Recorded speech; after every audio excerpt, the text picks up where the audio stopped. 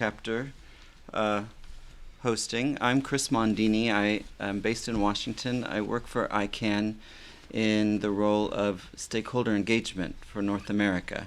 And so this readout session is an effort to engage with people who maybe don't follow too closely to ICANN, but would like to learn more and perhaps become more involved eventually. We're very grateful to Greg. I am Greg Shatan.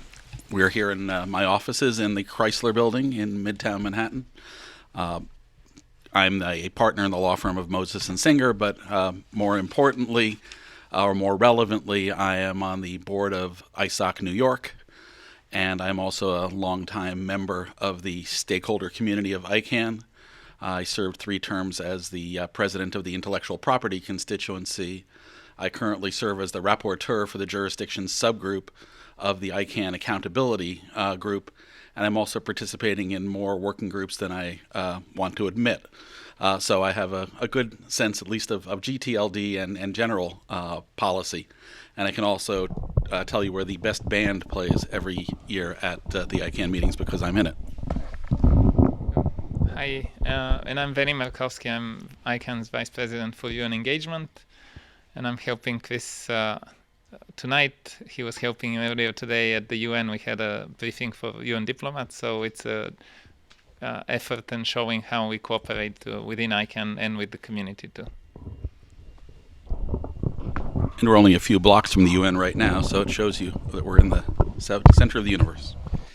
So we'll try to keep this pretty casual and informal. The purpose, as I said, is to give you an update on what happened at the most recent ICANN public meeting, but it's just highlights. So if there's anything that you have questions on or you'd like us to focus on, we've tried to leave plenty of time at the end for questions. Okay, I'm on the slides. So ICANN, the Internet Corporation for Assigned Names and Numbers, I think for the people, at least here in the room, most of you are already familiar with the main things that ICANN does. On the one hand, it's the provisioning and the making available of Internet's unique identifiers, addresses, domain names, IP addresses, and so forth. We also have a registry of protocols and parameters that the Internet Engineering Task Force asks us to maintain. There are now about 3.5 billion inhabitants of Earth that have internet access, and there are many more connected devices than there are, in fact, people on Earth, and each of these has a unique internet address, and in fact, maintaining that and expanding that is the role of ICANN on its technical side. On the policy side, we gather stakeholders like you, like Greg, like others around the world to innovate and make policy and evolve this addressing system, because to keep the internet expandable and interoperable, the addressing system needs to really keep pace with all of the needs for which people are deploying the internet. So we've been around for about 20 years, and we're a not-for-profit that convenes a global multi-stakeholder community, and we really like to think of it as 3 parts. There are the community of stakeholders, and for shorthand we divide them into categories, but we have businesses represented, governments, civil society, internet users, activists of all stripes, academics, and of course technical experts. And they come together in various supporting organizations and advisory committees to generate bottom-up consensus policy. And they all need to agree on that policy before they'll send it to the board of directors to be ratified. Veni and I are employees of ICANN, the organization, and so we support that. So on the one hand, we have technical colleagues that are handing out addresses around the world or maintaining the servers for them. But also importantly, we support people like Greg and volunteers that are involved in ICANN to make the policy going forward. So you may ask, how does the community develop policy? The short answer is it uses a multi-stakeholder model, which some will say is slow and messy, but it is, generally speaking, fair, inclusive, transparent, and accountable. And that's what we aim for. So there is a whole life cycle to making policy in ICANN. It starts, of course, with identifying the issue. The issues can be identified by members of the stakeholder community, by the ICANN board, by the ICANN org, sometimes by outside organizations. And what we'll do first is usually staff will put together an issue report, kind of gathering the relevant facts and background documents and links for the community to consider. So the community then works from the issue report and initiates what's called a PDP, or policy development process, or if you're redundant, the PDP process. So that can take anywhere. Getting the PDP process started can take anywhere from a few weeks to a few months. A PDP itself can take anywhere from a few months, if you're very, very lucky, to a few years if the issues are more complex and multi-layered. So once the PDP is initiated, there'll be a call for volunteers to join a working group. The volunteers don't have to be members of an ICANN stakeholder group. They don't have to be members of anything. You can literally just show up and say, I feel like starting to run the internet today, and you will. And that's how I did it. I mean, I came in through an organization that was kind of looking at ICANN from the outside, but then I had the chance to step in. Basically anybody who can be persuasive and fair-minded and study the issues and get to know them has the opportunity to make a difference. And there aren't so many people involved that a single person is kind of unnecessary. Everyone adds something to the process. So once we get together enough people to start the PDP working group, the working group will start. It will meet weekly or bi-weekly on the phone and over Adobe Connect or another worldwide software for collaborative meetings.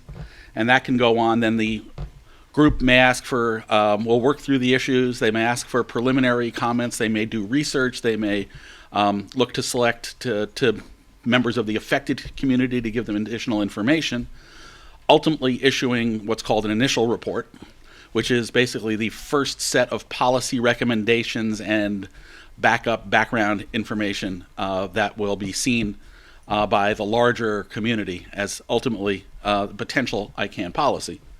That's put out for public comment for a period of 40 days, which is announced on the ICANN website. Sometimes it's longer than 40 days, rarely it's shorter. Anybody can put in a public comment. Anybody who's listening to this right now can go to the ICANN website right now, find the public comment page, find something you're interested in, and send a comment into an email address, and it will be considered by the working group.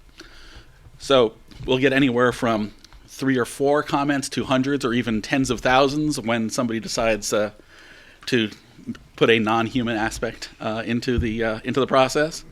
So the group then goes, after the public comment period closes, staff again helps kind of tame the bulk of the comments into a tool of sorts, basically a spreadsheet where things have been cut up so that you can kind of compare different groups' positions on the same topic, rather than reading through each comment, but you may do both.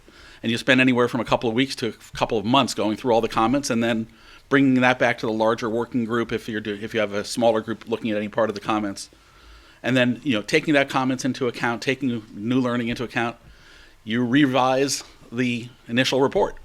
And sometimes initial reports will change drastically based on public comment. Sometimes they won't. But everything is working by consensus, and consensus in ICANN land means rough consensus in other places, which means that a few people may not feel like they're part of the consensus, but things have to get done. So then there'll be a final report issued.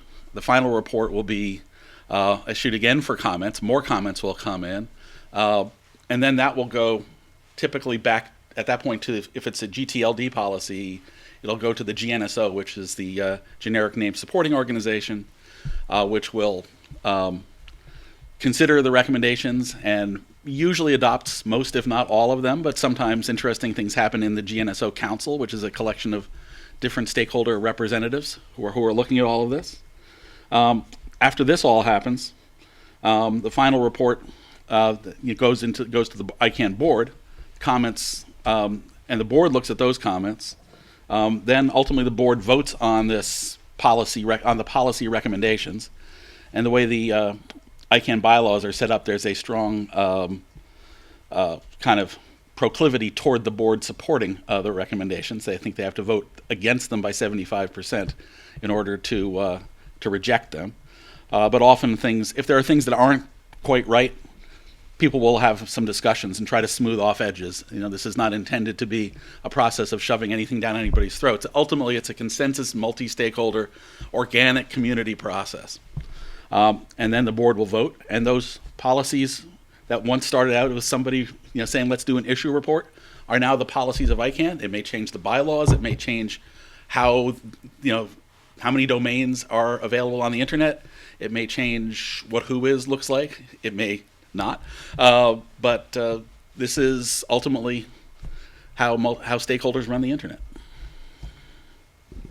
And that's that. Can you switch to one slide and then another one?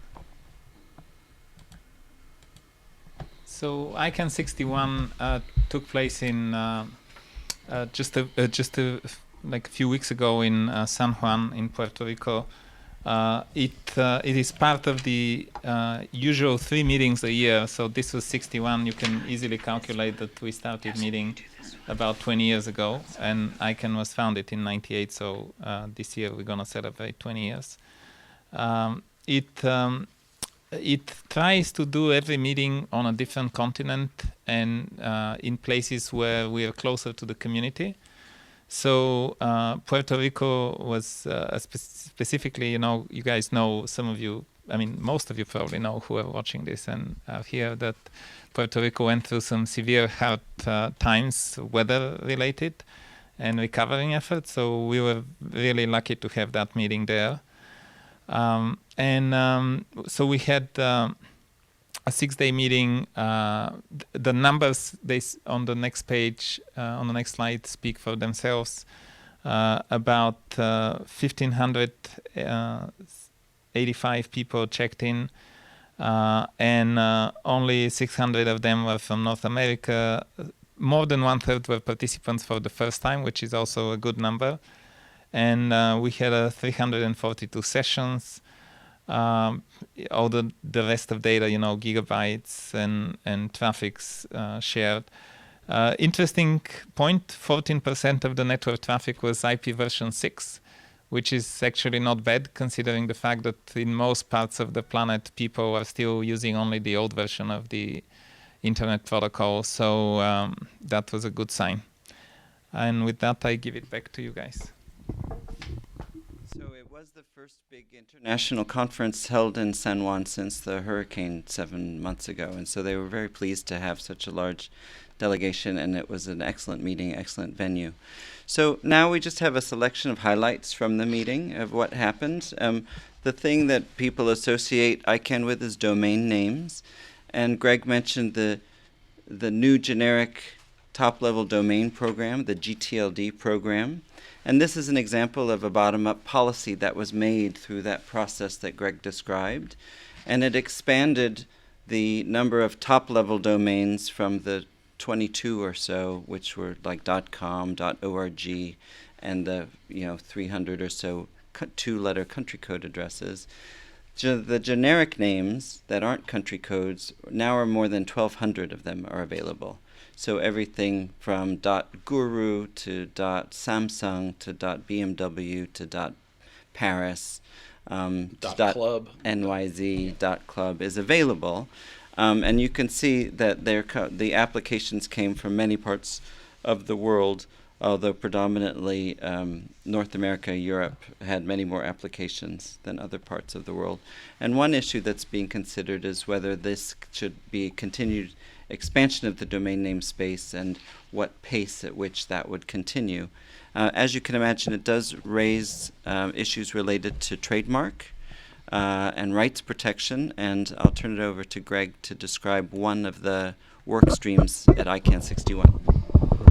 Thanks. Before I do that, I'll mention that one of the other new innovations of the new GTLD program is internationalized domains that are not in what we call the alphabet.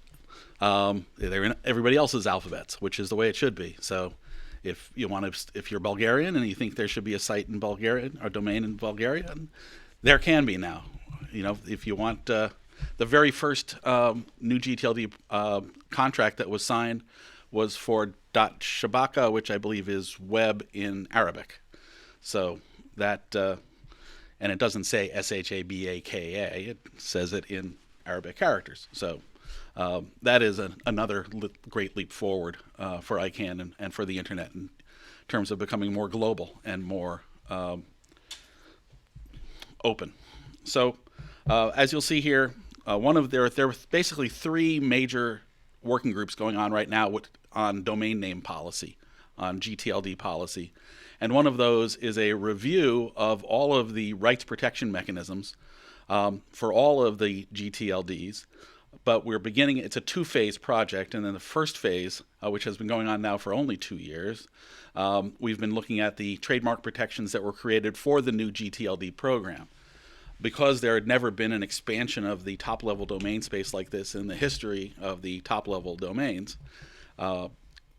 there was a feeling that we needed to have some new rights protection mechanisms. Since domain names use natural language, they obviously overlap with trademark rights, and therefore there needs to be a system to deal with that.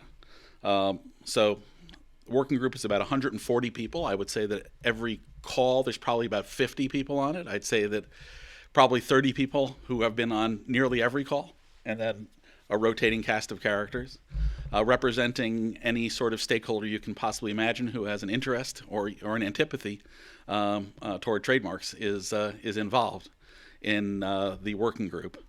And at ICANN 61, we were looking primarily at the Uniform Rapid Suspension Program, which is a type of domain name dispute resolution that was intended to be faster and cheaper than the UDRP, which is the more fully featured domain arbitration system. The URS is supposed to provide rapid relief for clear-cut cases of infringement and abuse.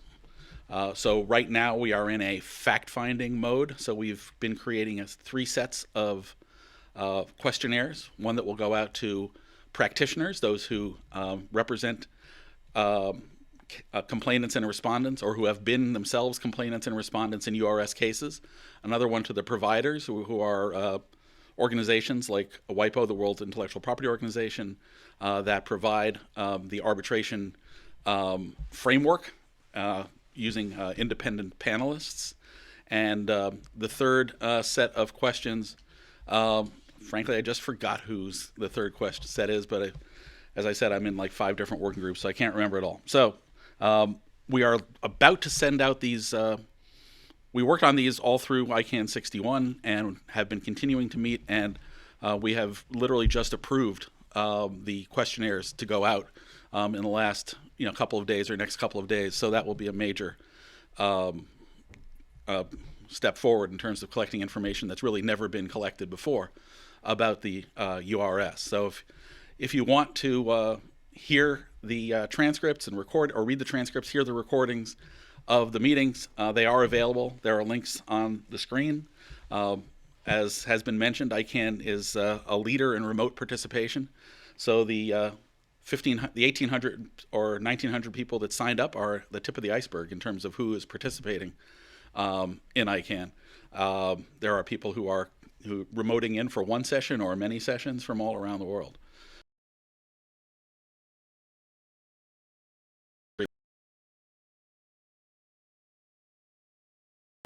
Working, deciding how and when we'll open up the world for even more groups of domain names, and that working group also met several times, and a leading issue that was discussed there were geographic name issues, or the issues of domain names that function in among other ways as geographic names.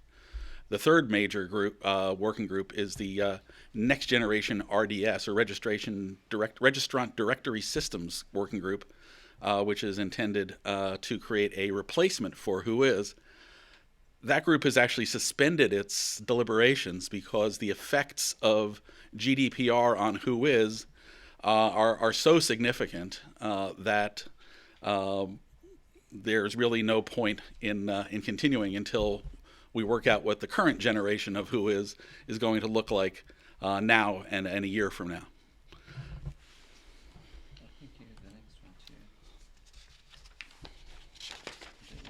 That is me. So another working group that has been working hard is the new GTLD auction proceeds working group.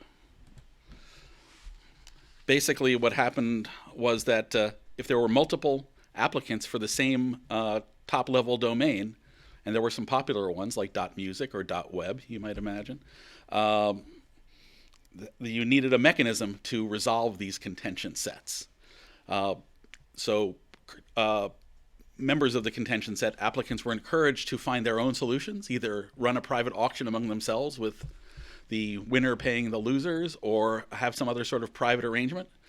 But the solution of last resort was an auction in which ICANN would receive all of the auction proceeds. And some of the most bitterly, or most, I wouldn't say that, some of the most interesting and most popular ones were not able to be resolved privately, so they went to into the last resort auctions, and ICANN has received a total of $233 million out of the proceeds of these auctions of people who couldn't work it out among themselves as to who got to be Mr. .music and who didn't. Although I think .music actually has not yet reached, is still in the pipeline for other reasons.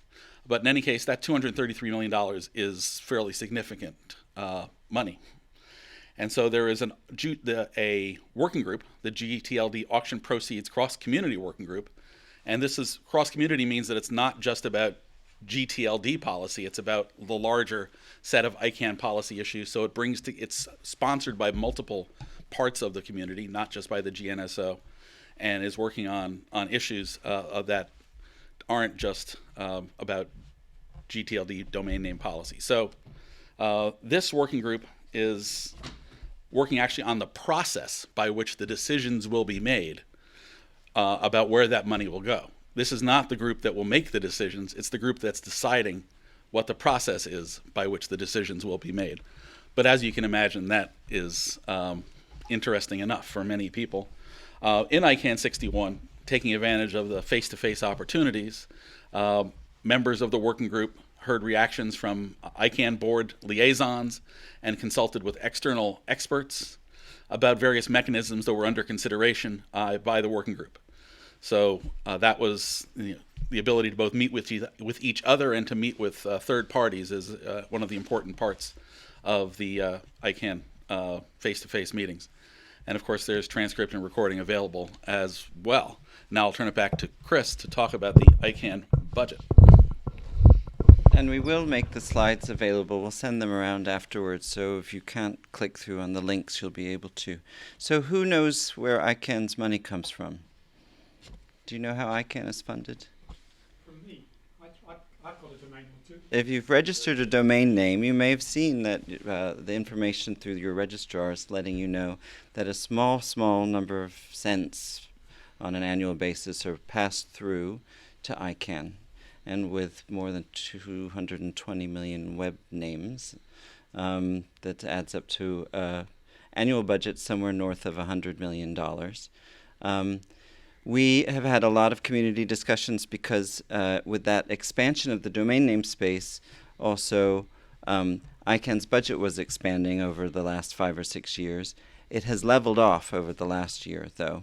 And so really what's happened is that's given a good sense of looking at value for activity and having some fiscal discipline. Because as you can tell, ICANN does a lot, and it's asked to do a lot. It's sort of a bottomless well of requests for internet policy. And so at ICANN 61, the budget is done in a very transparent way, where there's a proposed budget which the community can in fact reject. And in fact, there are public comment periods, just like with policy. At ICANN 61, the board and the community looked through some of the various priorities. The community actually, I think, has learned a lot more about what things cost, like an ICANN meeting, for example, is a very expensive endeavor. And also there are organizational reviews where a group of stakeholders are convened to look at a particular operational aspect of ICANN. And these are just like policy development processes in terms of the scope and the resource required. And so there are a lot of suggestions to perhaps these could be staggered. And there are a lot of suggestions about how to work more efficiently and effectively. If they're not staggered, there are maybe as many as 9 going on simultaneously. Yeah, which might be a lot. Do you mind if I do the next one? Let's go. For those of you that have been following ICANN for a while, you might remember that about 18 months ago, the contract with the U.S. government that had the part of ICANN that's making the addresses available was done under contract with the U.S. Commerce Department. And there was a little bit of news around that contract being allowed to expire. So it was something that was set up from the early days of ICANN to give ICANN some legitimacy when ICANN was really just a room like this with a few people in it to become a global, well-respected and established organization. And so that so-called transference of the stewardship of ICANN to the multi-stakeholder community took place by a date in October last year. But in fact, when that happened, the community said there's some areas where ICANN could increase its transparency and its accountability and strengthen its governance. So one of these, there's a cross-community working group, as Greg described it. It involves people from all around ICANN to look at a list of sort of leftover issues like diversity and inclusion, the issue of jurisdiction of where ICANN does business and signs its contracts and things, the accountability of the staff, and even there's a human rights bylaw that was put in place to say we all agree that ICANN should work according to some principles of human rights, but there needed to be a very strict interpretation of where ICANN's limited mandate with domain names and internet addresses might intersect with generally accepted human rights issues. And so at ICANN 61, this cross-community working group issued, it's nearly finished, list of recommendations on all of these issues, and they are available. I think the public comment period already ended in March. Actually, the comment period for the latest is May is 11th. Is May 11th. Ends May 11th. Yes. For several of the reports of for the next report of the working group. And thank you. So if you're interested in things like the governance of the organization or the budget of the organization, you don't have to be interested in domain names. You could be interested in global governance, and you might be interested in some of these work streams. So I encourage you to have a look at some of the transcripts and to learn more about what was discussed. Thanks. We're moving to the next slide, I think. Yeah, the GAC, the Governmental Advisory Committee, is one of the major organizations within ICANN. It currently has 176 members, and it works, unlike some of the other supporting organizations or advisory committees, it actually works in face-to-face meetings, and they take decisions only when they meet. You already mentioned the famous now abbreviation GDPR. Clearly, GDPR was the General Data Protection Regulation of the European Union was very high on the agenda, not only of ICANN, but of the GAC, but also of ICANN and all the constituencies and supporting organizations. The GDPR is to be enforced on May 25th, so that's right between the previous ICANN meeting and the next ICANN meeting. And ICANN is under the ICANN communities, still discussing and talking about how they should implement the GDPR requirements. The GAC already has issued an advice in Abu Dhabi in one of the previous ICANN meetings, which says that it advises to the greatest extent possible to maintain the current structure of the Whois database. The Whois database is the information that people have to provide when they obtain a top-level domain. Domain name, not top-level domain. A domain name. So everyone has to provide like an email address, a physical address, phone number, name. In some cases, you can protect this, so you can give fake. But if you do fake, you risk losing your domain name at some point if that's the case. So the GAC, as the rest of the community, there are issues between privacy and law enforcement agencies asking to have access to this, but also not only law enforcement, but you may need to have access to a domain name registrant data for just reaching out to them if there is some content that is, let's say, your copyright, and you need to get somehow access to this. So the GDPR was one of the items that were really discussed. There were also the human rights and international law. There is one other thing. You can switch to the next slide. There is one other thing which is not in the slides, but I want to specifically mention it, which is there is a working group on underserved regions within the GAC. And I, coming, with my background, spending time at the UN and talking to diplomats and countries which don't have that many resources to participate in workshops and seminars, I cannot stress enough the importance of what ICANN does with regards to underserved regions and having workshops, including one actually in San Juan, just before the ICANN meeting started, where we, the government engagement team and the global stakeholder engagement teams and the public responsibility support teams, we bring together GAC members for a workshop and training and educational effort actually to let them know what ICANN does, what ICANN does not do, because in some cases governments around the world think that ICANN is doing more than it does.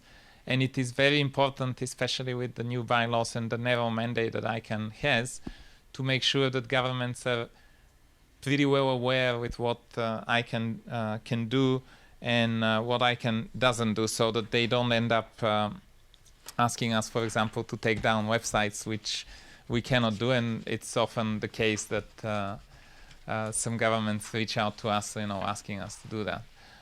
There was also a very small, very technical issue about two-character country or territory codes at the second level of the regular generic top-level domains. And as usual, the GAC issues a communique at the end of their meeting.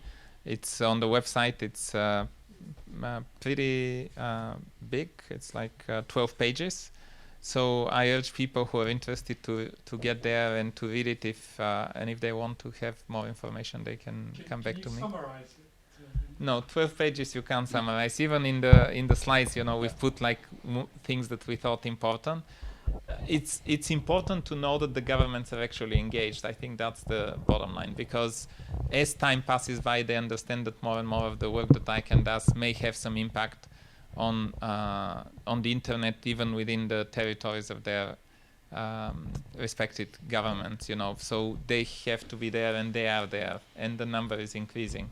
And I want to make two quick points. One is, there are 3 supporting organizations and 4 advisory committees, and they are all equal. But we single out the GAC to talk about because people find it interesting. So the generic name supporting organization is really the workhorse at ICANN. When we present, we have to really present, because there are multi-equal stakeholders, originators of policy and advisors on policy, and the GAC are advisors on policy. We chose this 2-character country code question because we thought it was interesting. Some countries are very concerned, like some countries don't care. Like UK doesn't really, if there's a UK.bmw, chances are UK is okay with that. But you can think of countries and .something where they may not, they have these governments are saying, listen, we should have some say if our country is affiliated in any way with the name, and it raises real questions of where's the boundary of what the governments are interested in. I'm sorry. I mean, we are taking a little bit time of the next slides, but the important part is also that the ICANN does not decide what are the country codes. We are not in the position to decide what is a country actually and which country should have what domain, top-level domains. So the country codes are decided by the International Standardization Organization, and only then they're introduced in the internet. So the reason why countries are concerned is that in some cases the country code is used widely in the country. I mean, in the case of Bulgaria, because you mentioned it, Greg, a little while ago, I'm originally from there, the .bg in Latin is actually used for many, many things. And in .bg in Cyrillic also, not to that extent, but, you know, it has already, people use it as an abbreviation of the country, and everybody knows that BG is actually Bulgaria. So you don't want necessarily like a to have, if there is one of the new generic top-level domains, one of the new more than 1,200, if they start to use BG dot something, people in Bulgaria may get confused. They may think this is governmentally related or this is country related, while it may not necessarily be. On the other hand, this prevents .brands who have global brands and global organizations from using the country codes to organize their global website into countries. So that is a problem. So if you are Samsung, which was mentioned earlier, and you have business in 100 countries, how do you split your website into neat chunks? Well, you might want to use the two-level codes. No, you can't. And you may even have trouble with some of the others. But these things do get worked out over time. So this is just one of the fascinating topics. So the fascinating topic of the day, which has been mentioned a couple of times, and I realize this probably should go earlier in the slide, the General Data Protection Regulation, which goes into force at the end of May from the European Union, was really a very, very big topic of discussion at ICANN. Why?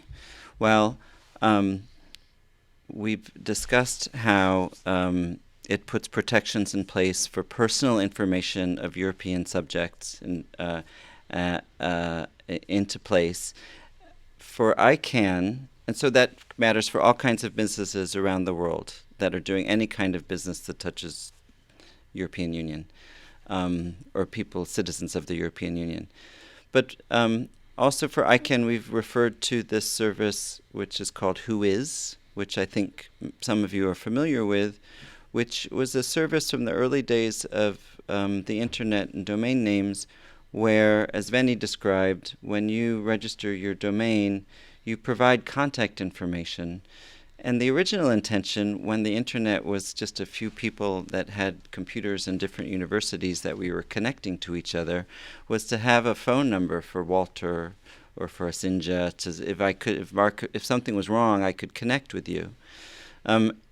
Of course, the internet is exponentially expanded, and that information is still maintained, and its primary use is still for administrative and technical communication on internet issues, and yet also that publicly available information is of use to public safety, law enforcement entities, for those who are investigating cyber crime, cyber security, cyber attack information, for those who are interested in investigating, protecting intellectual property rights and looking for malfeasance.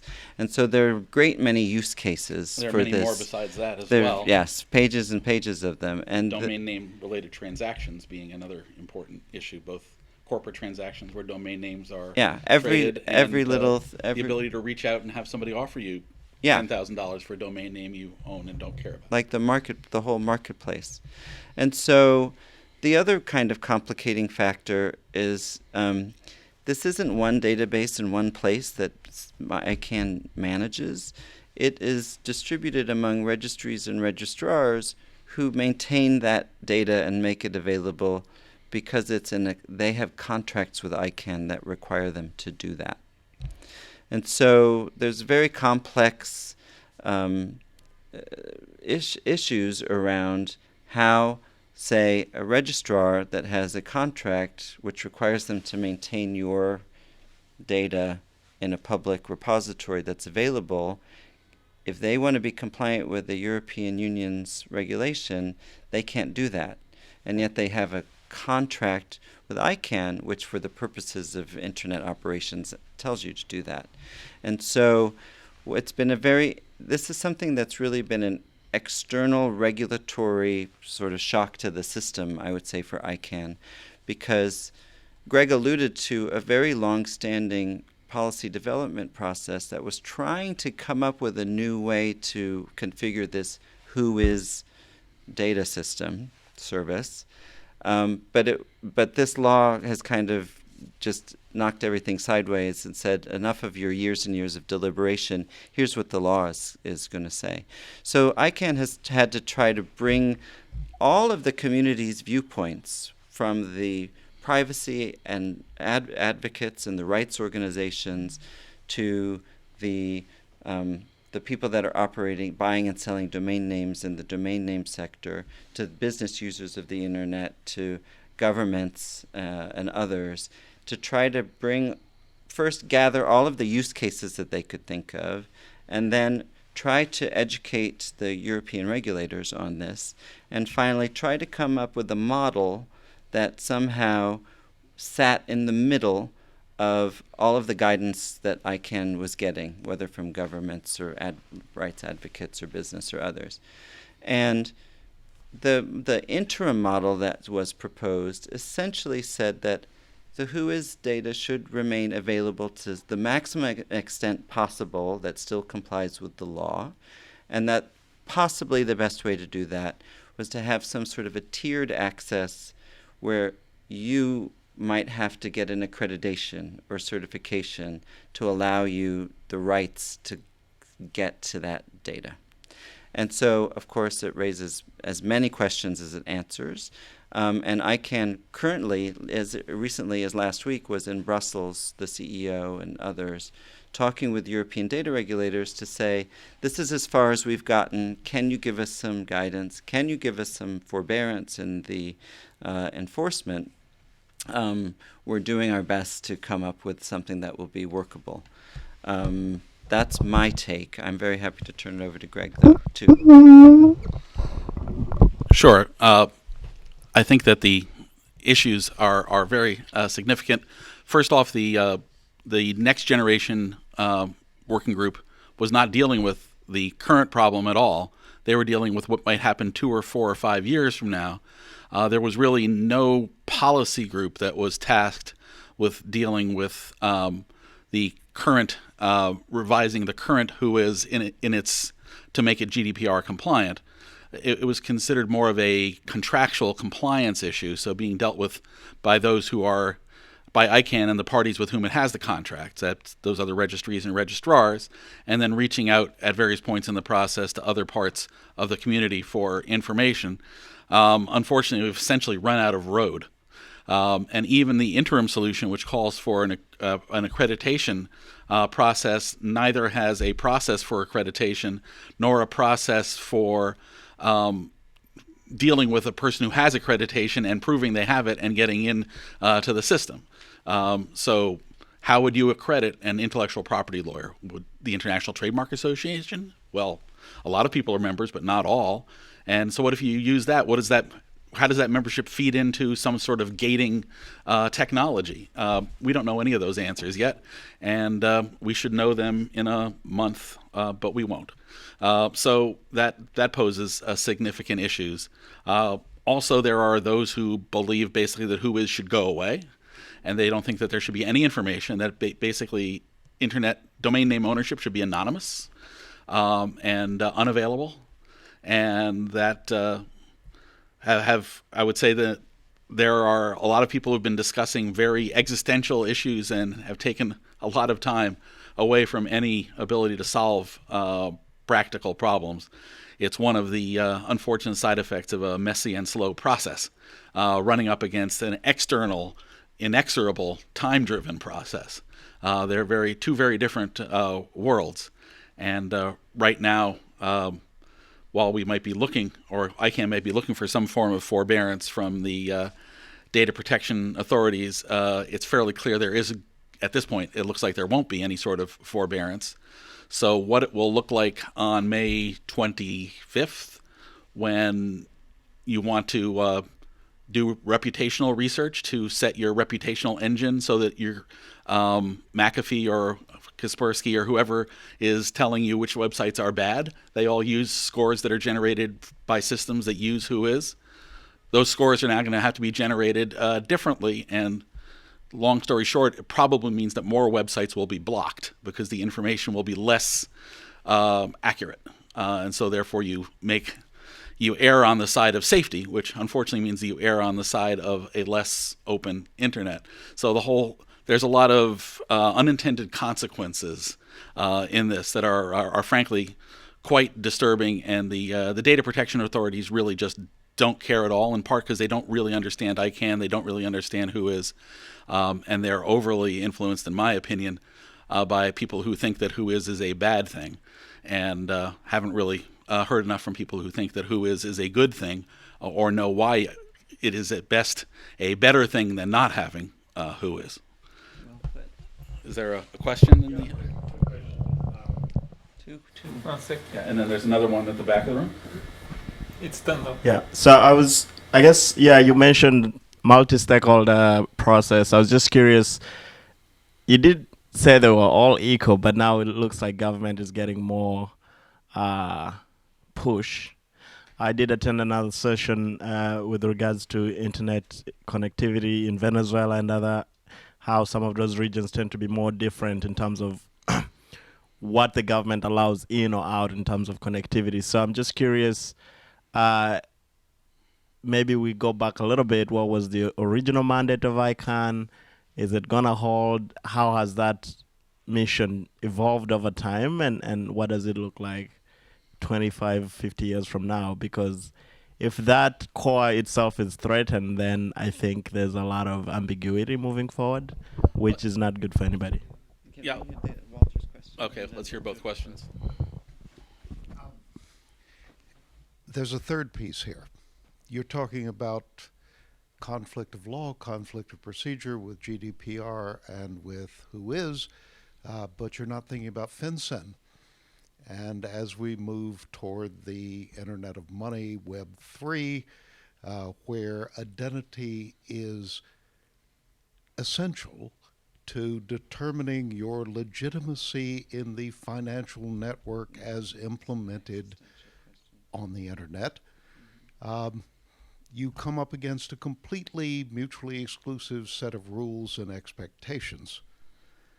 I've been around long enough that I remember when Whois was a three-wing binder on John Postel's desk in Los Angeles. And if you wanted a Whois answer, you phoned up John Postel. And he gave you the answer or he didn't based on his own judgment of who you were and whether you deserved a full explanation. It seems to me that we ought to go simpler rather than more complex. There should be a GDPR John Postel sitting in presumably Berlin, and you address your questions to him, and he decides based on GDPR whether in his authoritative judgment you're entitled to know the answer to your question. There should be a FinCEN guy sitting presumably in Washington, whom you would call when you have to know authoritative identity information in order to comply with the U.S. securities laws. And then there probably should be a general, casual Whois answer guy sitting maybe back in Los Angeles the way John used to, who will answer more casual questions which don't seem to implicate either GDPR or FinCEN regulations. But realizing this in software is difficult. Realizing it with human beings is easy. I think the major issues here, among many, are scalability. when John Postel would now need several 100,000 binders if he were still alive. Unfortunately, he's not. And the problem, as someone once said, there could be 24-hour service in a nanosecond world, which is no use at all. So there's immense issues of scalability, immense issues of what the filters should be, which in a sense outreach any one person or even one body ability to act as a filter. And there's lots of disagreement as to what the filters should be and how fine they should be, who should be let through and who should not. Kind of almost apocalyptic in that way. And so there's any number of issues. But just to go to the first question briefly, within ICANN, the government is essentially an equal stakeholder. That's the short answer. The long answer is too long. But the short answer is within ICANN, they're an equal stakeholder. What you're referring to are really external government actions. And that is also one of the existential issues for ICANN, which is how can ICANN remain robust and a private sector oriented method for international governance that tries to keep away from the making of rules that will be in conflict and fragment the internet. Fragmentation of the internet is one of the biggest concerns. And so if you get to an issue where you have more individual sovereign control over pieces of the internet and more individual country laws, that will change the openness and interoperability of the internet in big ways. And ICANN really wants to stand against that happening. So I'm going to continue, but because Veni and I have to leave shortly, but if you want to hang out and talk about GDPR, I bet Greg would be happy to. We wanted to put, and there are links. This is this page is updated nearly every day because this is a very rapidly changing scenario. A little bit of technical content.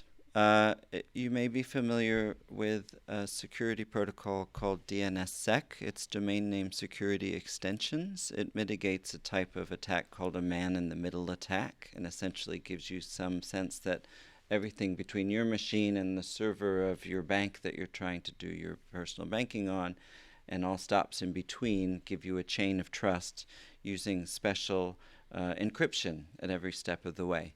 There is a master key for this whole system, and it has never been updated. And so just like it's good for all of us to update our passwords from time to time, this master key is being rolled, as they say, and the master key will be changed in October.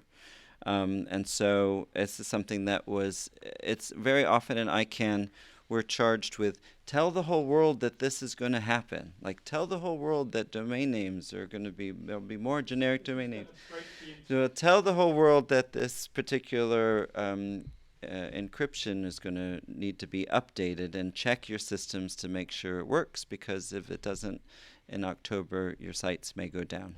It applies if you're using DNSSEC, and I encourage you to ask your IT departments, and you can share the links with them.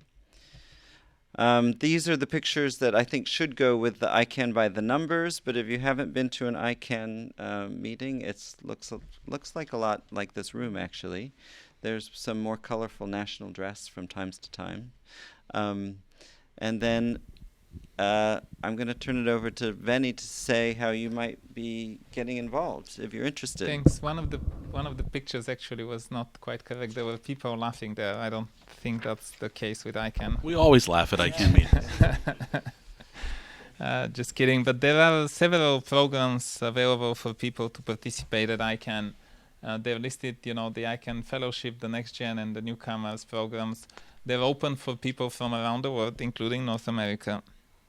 And about 60 fellows from around the world usually participate at an ICANN meeting who have applied for these programs. The next fellowship application rounds are we just missed actually the one ended yesterday. The ICANN 63 round closed yesterday, but the next one, which is going to be in Kobe, Japan, will open on August 3rd. run through September 14. So if anyone wants to participate, they should make sure they apply. There is some motivation part. There is also a requirement for some people who can make references for the people who apply. So it's not like, oh, I want to go and because it's nice, to go and cover Japan. But you can But say, I went to the ISOC New York Readout Yes. session and I learned all about it, and that's why I'm interested. Oh, Or just if you're interested really in finding out more about the domain name system, the protocol. I mean, it's very technical, but also we're not necessarily looking only for people with technical skills and backgrounds. It's good to have people of different backgrounds to ICANN meetings. And full disclosure, I'm a lawyer, so you can feel sympathy or not. But I think I would just say that fellowship, people who are in fellowship include business people, Yes. government people, technical people, civil society people, and NGO people, intellectual property Yeah. people. Fellowship is for a It's slightly not older. limited. It's not limited. Basically, any aspect where what you do kind of relates to what ICANN does, you will be considered. And they're always looking for diversity. On the previous slide, you actually saw pictures of, I think, a couple of our indigenous representatives.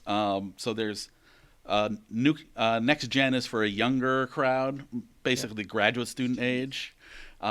Fellowship is a little bit older, kind of younger practitioners and business people, but sometimes not. And then newcomers are just newcomers. And there's also just the chance to walk in off the street. yeah, as Michael did in San Juan. So our next meeting is the last week of June. It's in Panama City.